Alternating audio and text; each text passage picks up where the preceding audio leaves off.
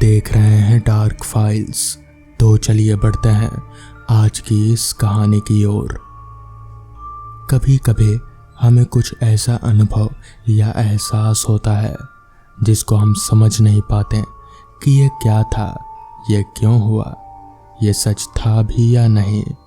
हमें अपने जीवन काल में कहीं ना कहीं बार ऐसे किस्से कहानियाँ सुनने को मिलते हैं जिस पर यकीन करना बहुत मुश्किल होता है। हमारा मन मानने को तैयार नहीं होता कि ऐसा कुछ भी हो सकता है इस दुनिया में। इसे सच माने या फिर अपना वहम हम समझ नहीं पाते हैं। ऐसा ही एक किस्सा हमारे पड़ोस में एक चाचा जी रहते हैं, उन्होंने मुझे सुनाया था। मैं राहुल आपको उन्हीं का वो किस्सा आज सुनाने जा रहा हूँ। दरअसल हम गांव में रहते हैं, लेकिन मैं ज़्यादातर शहर में ही अपनी बुआ के यहाँ रहता हूँ। लेकिन अभी कई सालों से पढ़ाई पूरी होने के बाद गांव लौट आया हूँ। तो ऐसे ही एक रात हम कई दोस्त बैठे थे और उनमें वो चाचा जी भी थे जिन्हें हम सभी बांके लाल कहकर पुकारा करते थे। हम सभी मस्ती मजाक कर रहे थे तो ऐसे ही भूत प्रेत का जिक्र छिड़ा, जिसमें सभी अपने अपने किस्से कहानियाँ सुनाने लगे जो उन्होंने कहीं से सुन रखे थे। लेकिन उनकी बातें सुन मुझे ज़रा भी यकीन नहीं हुआ। उल्टा मैंने तो ये तक कह दिया, भूत प्रेत जैसी कोई चीज़ नहीं होती, ये सब मनगढ़ंत बातें हैं, मन का वहम है और कुछ नहीं। इस पर सभी कहने लगे, ये क्या बोल रहा है तू, ऐसा थोड़ी होता है, तुझे विश्वास नहीं तो उसमें हम क्या करें। तो मैंने उनसे बस एक ही बात कही, तुमने कभी देखा है भूत को, कैसे होते हैं वो, कभी सामना हुआ है भूतों से, बड़े आए भूत होते हैं। मेरी ये बात सुन सभी शांत हो गए। उनकी चुप्पी से पूरा माहौल खामोश हो चुका था कि तभी उनकी चुप्पी को तोड़ती एक आवाज़ आई, मैंने देखा है। हम दोस्त जहाँ खड़े थे वहाँ हमारी चारपाई के पीछे बैठे बांकेलाल चाचा बोले। मैंने उनकी ओर देखा तो उन्होंने हाथ हिलाकर पास आने को कहा। हम सभी उनके पास गए और उनको घेर कर बैठ गए। तभी वो बोले, मैंने देखा था एक बार, भूत या भूतनी बता नहीं सकता, मगर देखा था। ये सुन हम सभी चौंक पड़े और हैरानी के साथ चाचा को देखने लगे। हमारे मन में ये जानने की उत्सुकता बढ़ती जा रही थी कि उन्होंने क्या देखा था और क्या हुआ था उनके साथ। तो मैंने पूछा, कब देखा आपने भूत, कहाँ पर? वो मेरी ओर देखते हुए बोले, ये बात आज से 10 साल पहले की है। जब मैंने उसे देखा था मुझे यकीन नहीं हुआ कि मैंने जो देखा क्या वो सच था। बिल्कुल भी सच नहीं लग रहा था, ऐसा लग रहा था जैसे वो कोई सपना था। उनकी बात हमारी भी समझ के बाहर थी। तो मैंने उनसे पूछा, ऐसा क्या देखा आपने? तो वो बताने लगे कि उनके साथ क्या हुआ था। वो बरसात की एक काली रात थी। आसमान काले बादलों से घिरा हुआ था। जोरों की बिजलियां कड़क रही थी। बादलों का गरजना इतनी जोरदार था कि किसी का भी मन डर के मारे कांप उठे। रात के 10 बज चुके थे। मुझे उस दिन गांव पहुंचने में देर हो गई थी तो मैं जल्दी जल्दी अपना साइकिल के पैडल मार रहा था। एक तो मैं लेट था, ऊपर से ये भयानक मौसम, दोनों मिलकर मन में डर पैदा करने के लिए काफ़ी थे। पूरा इलाका अंधेरे में डूब चुका था क्योंकि कुछ ही देर पहले मूसलाधार बारिश होकर हटी थी। तो ऐसे में बिजली विभाग ने पूरे इलाके की बिजली काट रखी थी। जैसा कि तुम जानते ही हो, गांव में आमदनी का कोई खास स्रोत नहीं है, तो गुजारा करने के लिए शहर में जाना पड़ता है।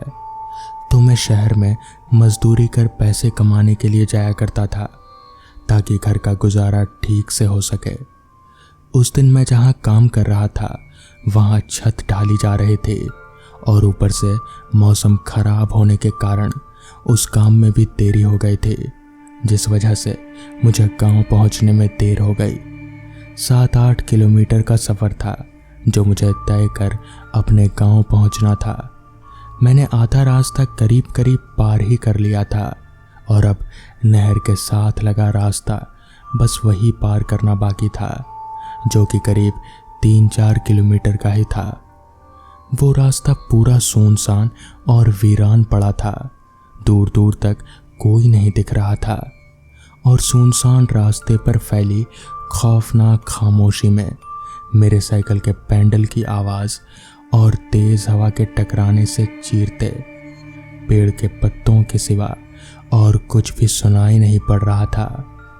रास्ते में जगह जगह पानी जमा हो रखा था। मौसम ने एक बार अपनी फिर से करवट बदली।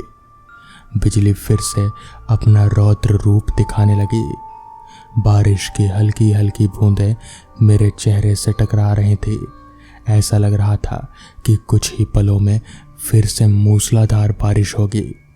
ये सोच मैं तेजी से अपनी साइकिल भगाने लगा। मैं अपने मन ही मन में मगन होकर साइकिल चला रहा था कि तभी मुझे ऐसा एहसास हुआ जैसे कि कोई मेरे पीछे है जो मेरे साथ साथ चल रहा है। यह ख्याल मन में आते ही एकाएक मैं सचेत हो गया। मेरे कान और रोंगटे दोनों खड़े हो गए। मुझे ऐसा लग रहा था कि कोई है जो मेरा पीछा कर रहा है। इतना कहकर बांकेलाल चाचा खामोश हो गए। हम सभी हैरानी और रोमांचित होकर उन्हें घूरे जा रहे थे। अब रहा नहीं जा रहा था कि आगे क्या हुआ, तो हमने पूछ ही लिया, फिर क्या हुआ चाचा, कौन था आपके पीछे? तो वो बोले, उस वक्त मैं बहुत ज़्यादा डर चुका था। पीछे देखने की हिम्मत नहीं हो रही थी क्योंकि वो एक सुनसान इलाका था। ऐसे में पीछे कौन हो सकता है, इसका मुझे ठीक से अनुमान नहीं था। फिर मैंने सोचा ज़्यादा से ज़्यादा क्या ही होगा। मैंने साइकिल का ब्रेक लगाया और पीछे पलट कर देखा, पर मुझे वहाँ कोई नहीं दिखा। सब कुछ शांत। बारिश तेज होने लगी थी तो मैंने साइकिल उठाया और चल दिया वहाँ से। मैं खुद को समझाने लगा कि कोई नहीं है, मुझे ऐसे ही वहम हो रहा है। कुछ ही पलों में मैं अपने गांव के पुल के पास पहुंच चुका था। अब बस पुल पार करके 10 मिनट में घर पहुंचना था। बस मैंने अपनी साइकिल पुल की ओर मोड़ी तो अचानक साइकिल की चैन उतर गई।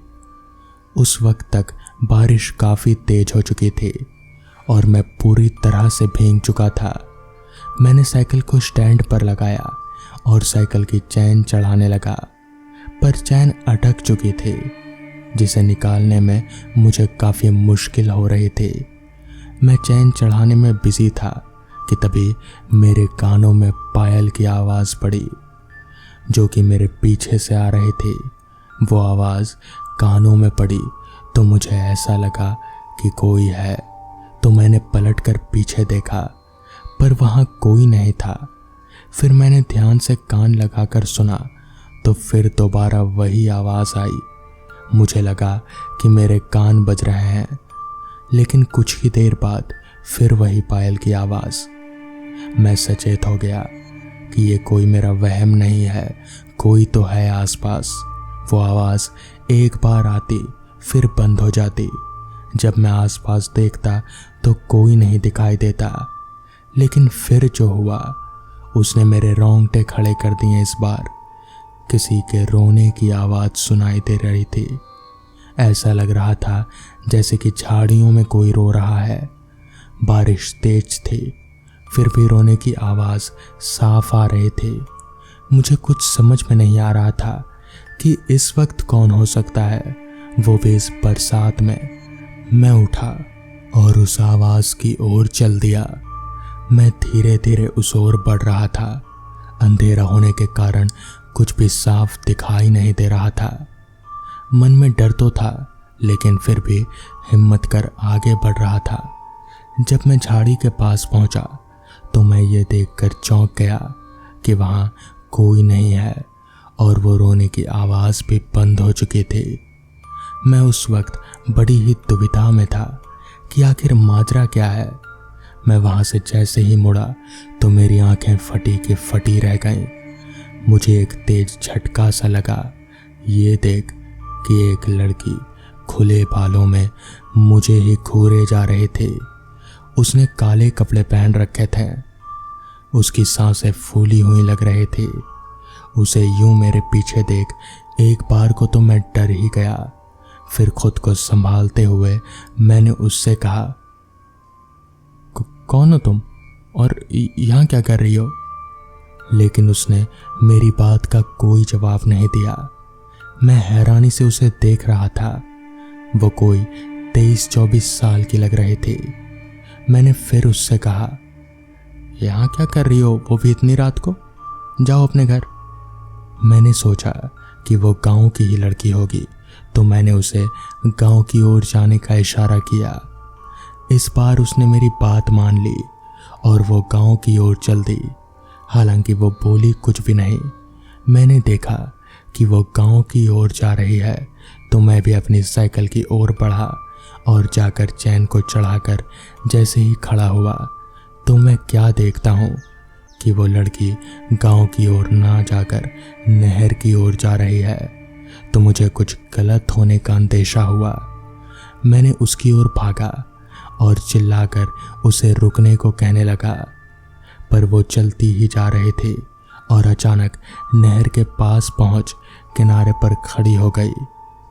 जब तक मैं उसके पास पहुंचा तब तक उसने नहर में छलांग लगा दी। ये देखकर मेरा दिल दहल उठा। मैं कुछ वक्त तक कुछ भी सोच समझ नहीं पा रहा था कि ये सब क्या हुआ। मैं भागकर नहर के पास पहुंचा तो अचानक मुझे कुछ ऐसा लगा जैसे किसी ने मुझे पीछे से धक्का मारा हो और मैं नहर में गिरने ही वाला था कि पीछे से किसी ने मेरा हाथ पकड़ मुझे खींच लिया। उस वक्त मैं बहुत ज़्यादा घबरा गया था। एक पल की देरी और मैं नहर में होता। तभी कोई बोला, पागल हो गए हो क्या? अभी नहर में गिर जाते। मैंने पीछे मुड़कर देखा तो हमारे गांव का बलराम था जिसने मुझे गिरने से बचाया था। मैं कहने लगा, अभी एक लड़की नहर में छलांग लगाई है, हमें कैसे भी करके उसे बचाना ही होगा। मेरी बात सुन वो बोला, कौन सी लड़की? यहाँ कोई नहीं है।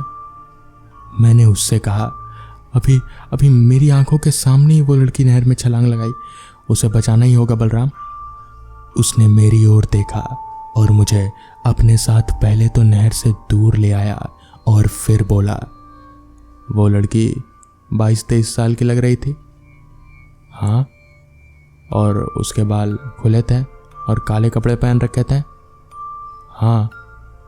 फिर बलराम ने मुझे समझाया, उस लड़की ने छलांग मारी थी, पर आज नहीं, आज से 5 साल पहले वो मर गई थी और अभी भी वो रात को कई बार छलांग मारती लोगों को दिख जाती है, समझे? उसकी ये बात सुन मैं स्तब्ध रह गया। मुझे कुछ भी समझ नहीं आ रहा था कि मैंने अभी अभी जो देखा वो क्या था। इतनी स्पष्ट हकीकत कि उसे छुटलाया नहीं जा सकता। फिर वो बोला, चल गांव चलते हैं और इतनी रात को इधर से मत आया कर। जिसके बाद हम लोग गांव पहुंचे और इस दिन के बाद से मैं कभी भी इतनी रात को उस रास्ते से घर नहीं गया। तो दोस्तों, ये थी आज की पहली कहानी। तो चलिए बढ़ते हैं आज की दूसरी कहानी की ओर। मनोहर बड़े ही तेज कदमों से अपने घर की तरफ चल रहा था। आज उसे काम से लौटते हुए काफ़ी देर हो गई थी। ऊपर से ठंडी का मौसम, चारों तरफ कोहरा ही कोहरा।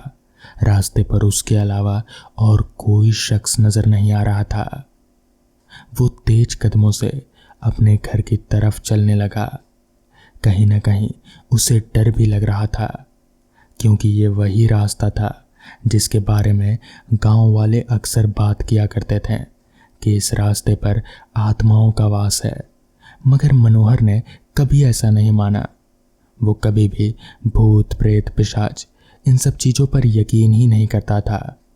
उसका तो ये मानना था कि अगर वो मुर्दे हमें डरा सकते हैं तो हम जिंदा होकर उन्हें क्यों नहीं डरा सकते।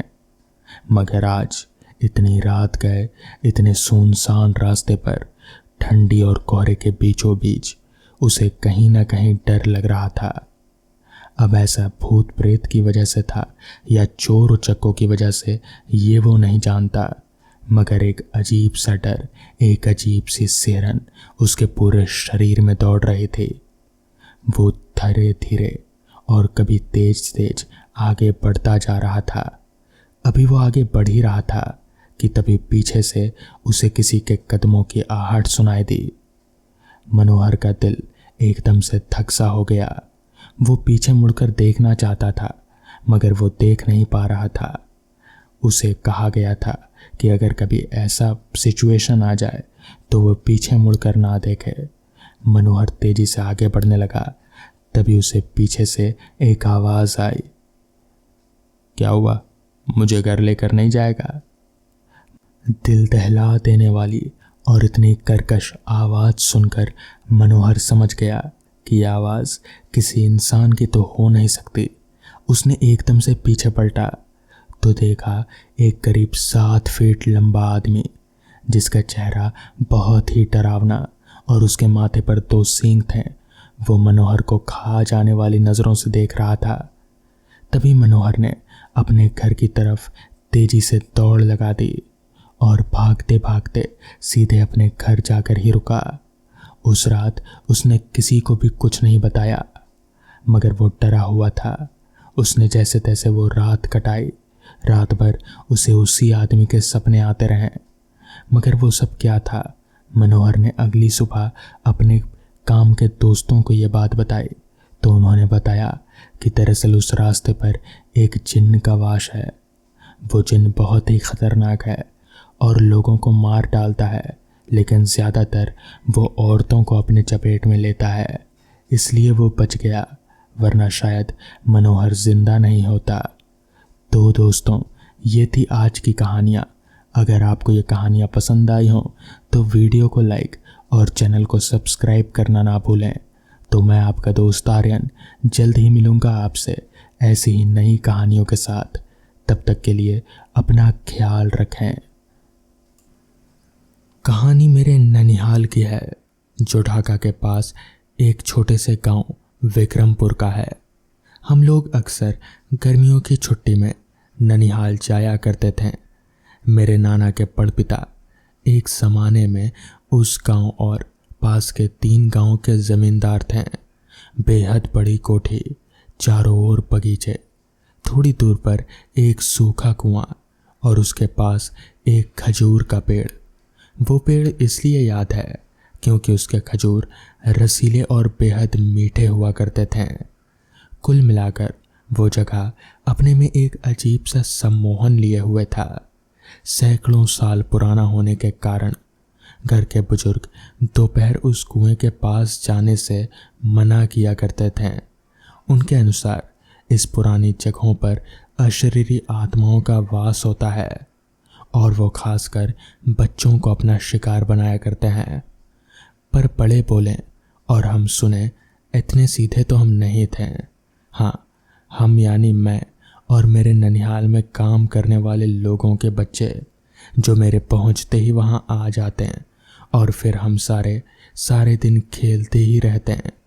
कभी आम के बाग में कच्चे आम खाते हैं, अमरूद के बाग में अधपके अमरूद ढूंढते हैं, पर सबसे मज़ेदार तो खजूर के बड़े पेड़, जिनमें से मीठे खजूरों को तोड़कर खाना ही अच्छा लगता। अक्सर माली बाबा हमारे ऊपर नज़र रखा करते हैं और हमें उस सूखे कुएं के पास नहीं जाने देते हैं।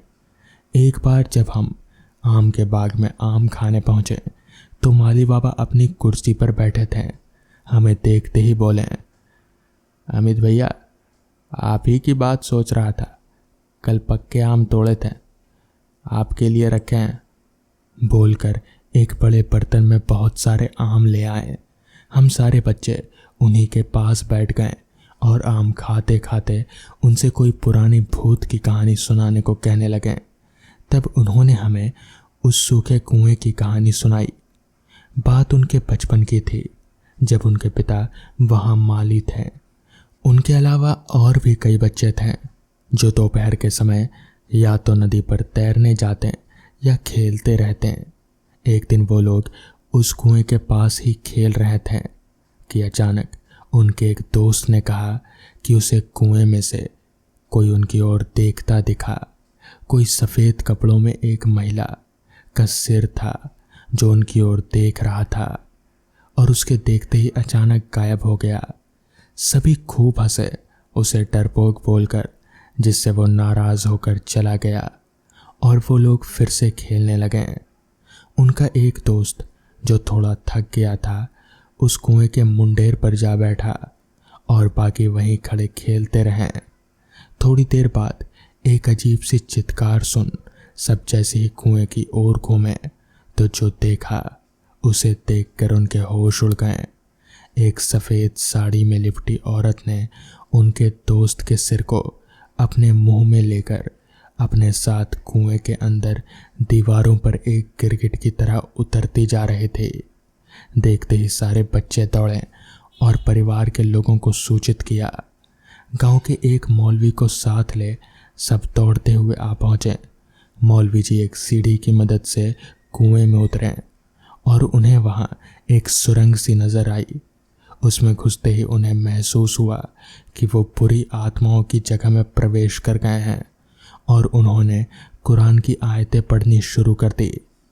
अपने साथ लिए जमजम के पानी का छिड़काव करते हुए जब अंदर पहुंचे तो वहां एक अतृप्त आत्मा से उनका सामना हुआ और बामुश्किल से उस बच्चे के अधकाय शरीर को लेकर वो बाहर आए और उस समय से ही सभी उस कुएं के पास जाने की मनाही हो गई। तो दोस्तों, ये थी आज की कहानियाँ। अगर आपको ये कहानियाँ पसंद आई हो तो वीडियो को लाइक और चैनल को सब्सक्राइब करना ना भूलें। तो मैं आपका दोस्त आर्यन जल्द ही मिलूँगा आपसे ऐसी ही नई कहानियों के साथ। तब तक के लिए अपना ख्याल रखें।